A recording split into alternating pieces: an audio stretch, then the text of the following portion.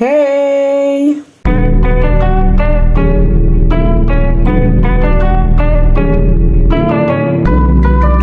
Aujourd'hui, petite vidéo.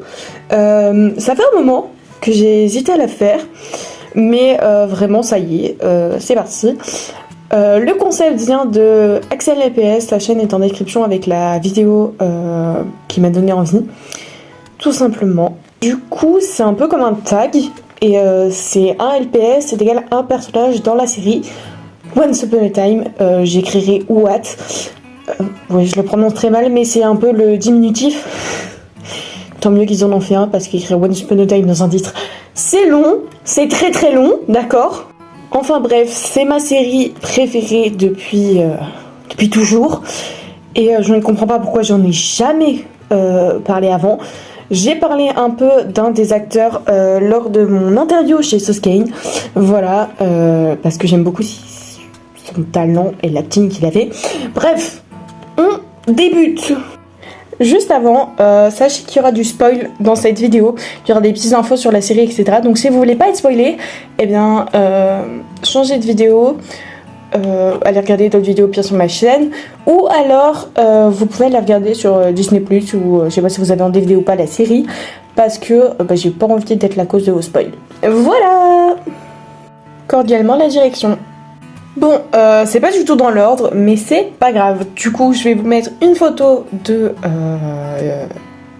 la personne concernée, donc c'est-à-dire du personnage, et une photo et une image, du moins, du LPS. Alors pour commencer, nous avons ce petit LPS que je trouve extrêmement ressemblant avec Cruella. Voilà, Cruella d'enfer. Alors au début, j'ai hésité à mettre deux LPS chiens. J'hésitais à mettre un dalmatien, pour la vanne du fait que c'est Cruella. Sinon, j'ai pensé à un caniche.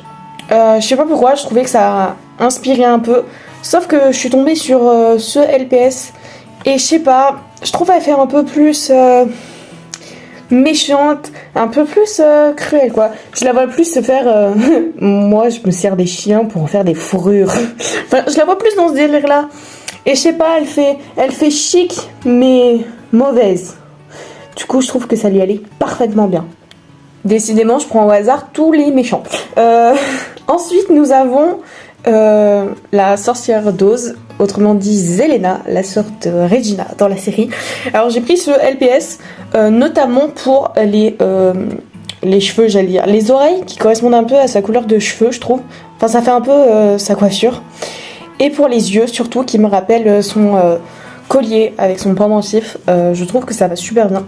Alors ce LPS me paraît gentil, mais je sais pas, ses yeux et tout, je trouve que ça passe bien. Peut-être si elle avait un costume ou un truc comme ça passerait super bien en tant que méchante.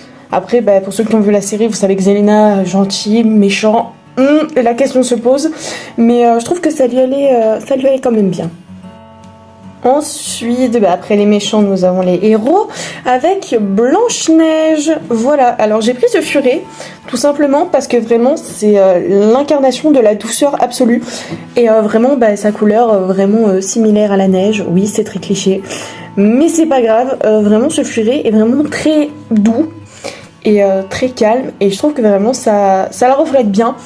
En fait, je trouve que ça reflète limite plus le côté Marie-Margaret que le côté Blanche-Neige, parce que Blanche-Neige est quand même assez forte.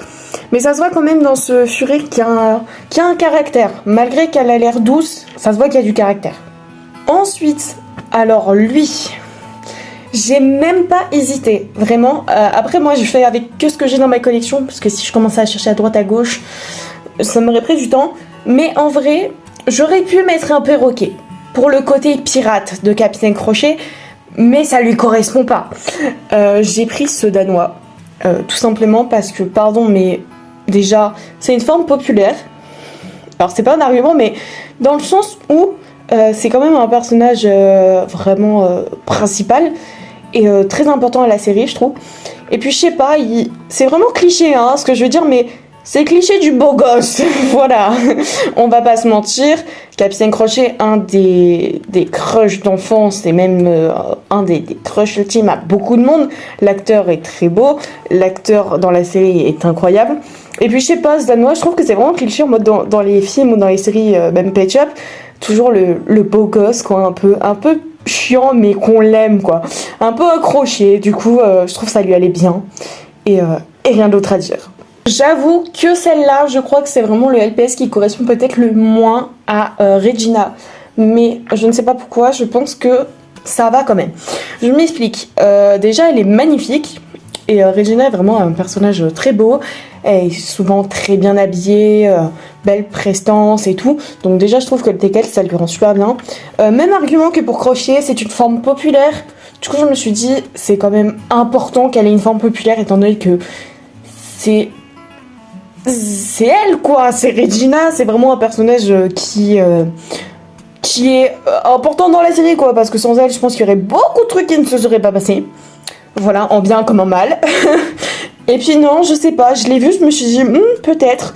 Après, peut-être que j'aurais pu me tourner sur un autre choix, mais je sais pas, elle m'inspirait. Ensuite, après Blanche-Neige, nous pouvons faire donc Charmant. Donc, Charmant, je l'ai représenté ainsi, j'ai hésité beaucoup. J'ai fini par prendre ce gros chien. Alors... Ça peut paraître méchant, mais moi, Charmant, c'est pas trop mon délire. Genre, vraiment, je l'aime pas tant que ça. Mais en fait, j'ai pris ce LPS pour la simple et bonne raison que il est flic, entre guillemets, shérif de Storybrooke. Et je sais pas, lui, il fait vraiment en mode sécurité. Mais ça se voit que malgré le fait qu'il fait, entre guillemets, peur, genre, pardon, mais un chat comme ça fait un peu peur, ça se voit que c'est un nounours, d'accord ? Vraiment, dans la série, à des moments, on a l'impression qu'il veut faire le dur, alors que non. Non, David, tu ne fais pas peur. Mais je sais pas, je trouvais ça drôle de faire un contraste comme ça avec ce LPS.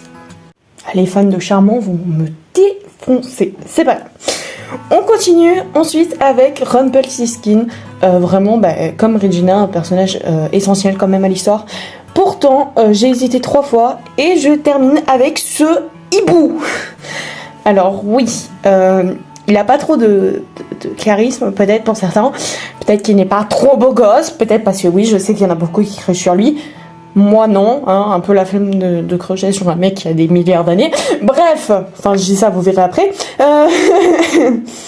J'ai pris ce hibou tout simplement parce que le hibou est souvent dans les dessins animés ou dans des films d'animation l'égal du savoir, parce que dans le sens où Rumpel est les 3/4 du temps au courant de tout, étant donné que c'est le ténébreux et qui sait le passé, le présent, le futur pratiquement.